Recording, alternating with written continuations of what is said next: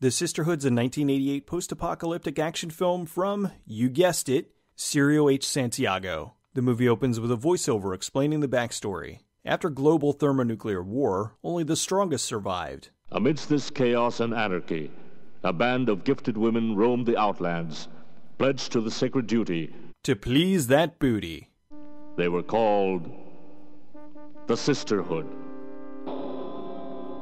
Two of the warriors for the Sisterhood are riding through the desert. Mikal, the leader of a group of mercenaries, spots them. This version of the apocalypse has great beard and hair care products. They attack the women, who repeatedly kick them in the crotch. What is Mikal fighting with? It looks like a modified fire poker. Mikal's getting the upper hand, but Ali does this. What? I didn't know she had laser eyes. They didn't have laser eyes in America 3000. Ali and Vera spare their lives and leave. Instead of being grateful, Mikal swears to kill them all. They won't get far. Our men will stop them. Yeah, because you guys did so well. Vera uses her special optical effects powers to heal Ali. Seems the mani-pedi shop survived the apocalypse as well. Vera's talking to Ali when the audio cuts out. Come on, lazy bones. We got a long way to go before we get... Over in a local town, Maria is a gifted woman who can talk telepathically to a bird. The bird tells her that raiders are nearby. She tries to give this information to post-apocalyptic Fred Flintstone, but he ignores her. Aw, there you are, derpy bird. She's talking to her brother Gil, who tells her she should join the Sisterhood. The Sisterhood? It's an old tale. Something those traveling singers invented.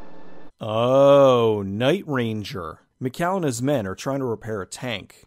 This marvelous war wagon! I'm sorry, war wagon. Oh god, he's going on with his war wagon rants again. The feel of lubricants. The sight of nuts. What? The sight of nuts. The next day, the Marauders raid Father Dan's compound. I don't think you need to waste your rocket launcher on a wooden fence. Well, maybe they do, considering it took 2 shots to blow it up. Plastic sword, 2 damage, 2 damage. Yabba dabba. Gil tries to kill Mikal, and it doesn't go so well. Mikal drops his sword and goes to have a good think about what he's doing. What's wrong with you? Are we the baddies? Where I see a Dynamite Willies. Dynamite Willies? With Gil dead, Maria goes in search of the Sisterhood. Derpy bird! Find me the Sisterhood! Ali and Vera stop at a local inn for a bubble bath? This apocalypse isn't so bad. Maria stops at Dynamite Willie's to get some food. The bartender tries to capture her to force her to work in the kitchen. I'm serious, that's not a joke. Meanwhile, we can use some free help in the kitchen. The sisters show up and rescue her by telepathically throwing a bottle at the guy.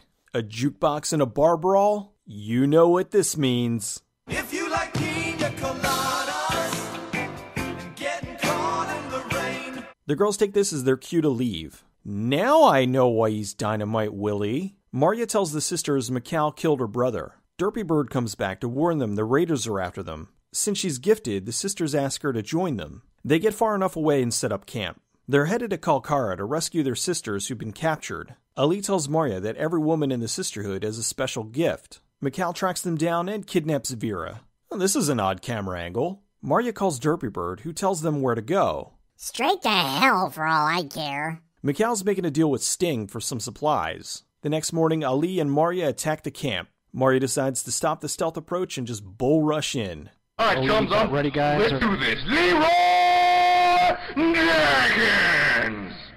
Ali then blows up most of the camp.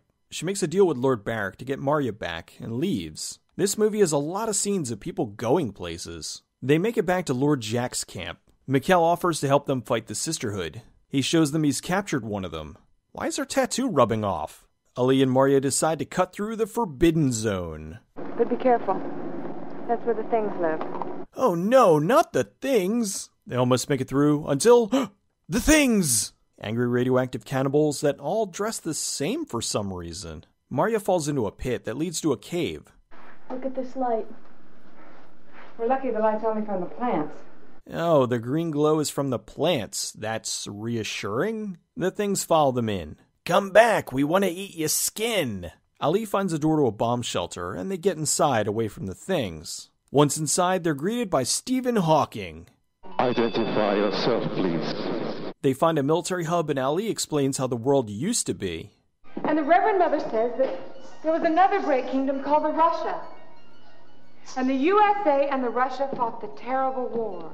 Searching the bunker, they find a stockpile of old weapons. Marya finds a cassette player. Hundreds of years into the future and the batteries still work? The old ones could make music without using instruments. That's what Reverend Mother always told us. That's true, unfortunately. Marya's goofing around and finds a war wagon.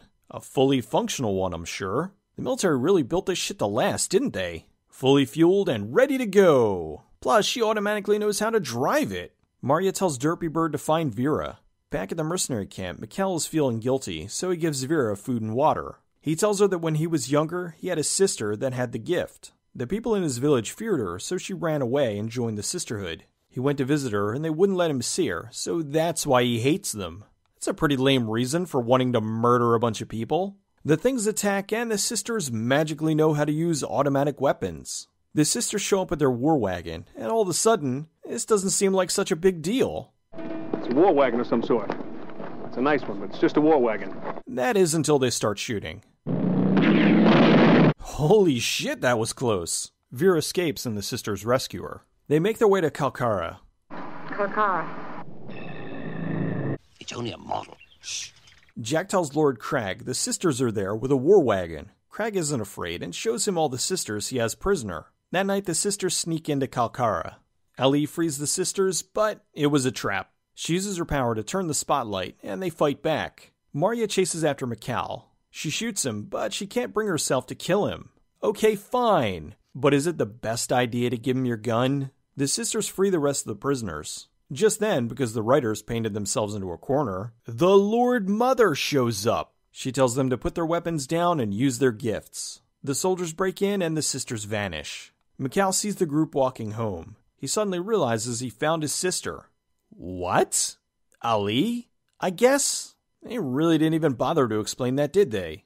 The Sisterhood was another post-apocalyptic movie filmed in the Philippines as a joint venture between Cirio Santiago and Roger Corman. The military vehicles and the weapons were all real. They were on loan from the local Philippine army. One day filming was canceled because the military needed their vehicles back because they were possibly going to war. While the shoot was only for 3 weeks, the actors were out there for about 3 months. Barbara Hooper, who played Vera, was dating a then unknown Robert Patrick at the time. He was filming another Corman production in the Philippines while they were shooting The Sisterhood. He often hung out with the cast because they were all living in the same hotel. Barbara Hooper became Barbara Patrick when she married Robert in 1990. The couple's still together. Rebecca Holden, who played Ali, was one of the first people hired. She had an interview with Corman, who liked her for the role because she was tall, at 5'6", and very athletic. She was excited to do the movie because her and the other actresses would be doing most of their own stunts. Before The Sisterhood, she was April Curtis in one of the earlier seasons of Knight Rider.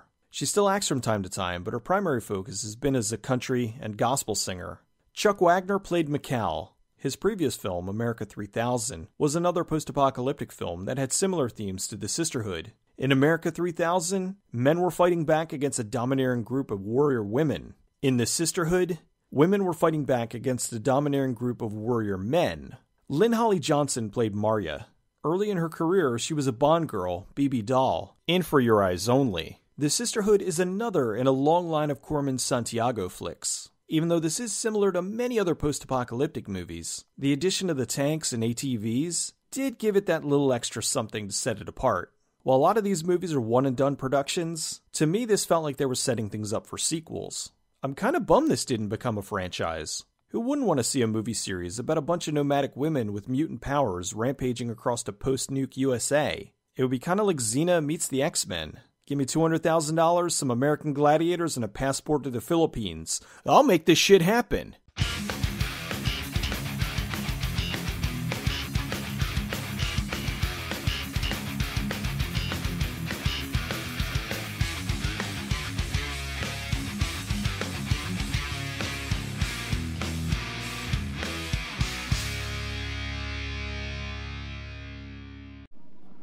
The sight of nuts